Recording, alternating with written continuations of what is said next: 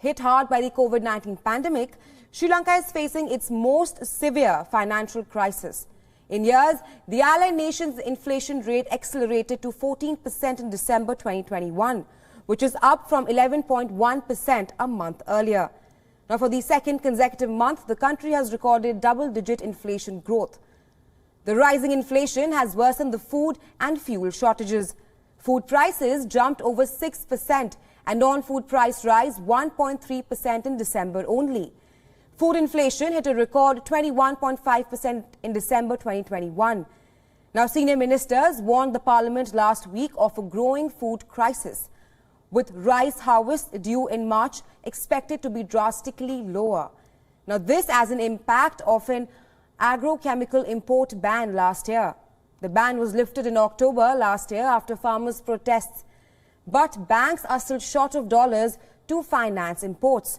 Now, the country is amid a serious foreign exchange crisis. With falling reserves, it is grappling with shortage of almost all essentials due to lack of reserves to pay for the imports. Now, the government imposed broad import restrictions to avert the crisis. Earlier this month, the Indian government announced a $1 billion assistance package, along with other balance of payment support to Sri Lanka. The loan will be used to avert a looming food crisis in the country and will allow import of essentials such as medicines. There will also be additional $500 million for importing fuel from India. Now, the Sri Lanka government has also sought assistance from China. Now, during Chinese foreign minister's visit to Colombo earlier this month, the Lankan president requested Beijing's assistance in tackling the forex crisis and spiraling external debt. China has lent billions of dollars to Sri Lanka, party under its Belt and Road Initiative for infrastructure projects. Now, according to critics, the funds have been used for white elephant projects with low returns. China has rejected the criticism.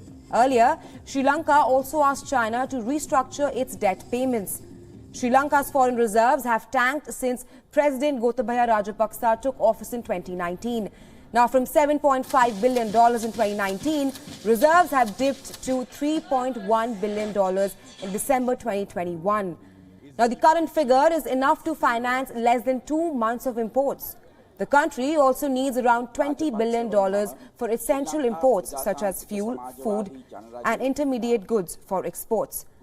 International rating agencies have downgraded Sri Lanka over fears of default on its $35 billion foreign debt.